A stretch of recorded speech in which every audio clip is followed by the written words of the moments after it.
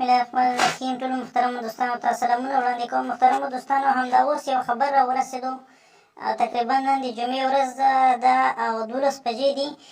کابل کې د عبدالعلي مزاري د 25م تلین په مراسمو ډزې وشوې او دا مهال د ډزو غږونه اورېدل کېږي. غونډې ته کریم حلیلي وینا کوله چې د ډزو له امله ګډوډه شوه.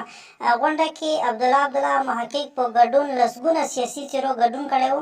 د محمد محقق یا سکتر ازادۍ راډیو سره خبرو کې ویلي چې د محقق له سیمې څخه روغ وتلی. د اجرایه ریاست بیان مرستیال امید میسم وایي عبدالله له پېښې ځایه روغ رمټ وتلی، خو ویل یې چې دغه پېښه کې تلفات اوښتي دي. تر اوسه د دې برید پړه چا په غاړه نه ده اخیستې. دا تازه خبرو همدا اوس چې راورسېدو. زموږ سره پاتې شئ. زموږ کوم چینل چې د هغه د سره سبسکرایب کړئ او انشاءالله شیبه په شیبه به موږ معلومات درکوو. زموږ چینل چې د سره سبسکرایب کړئ. مننه.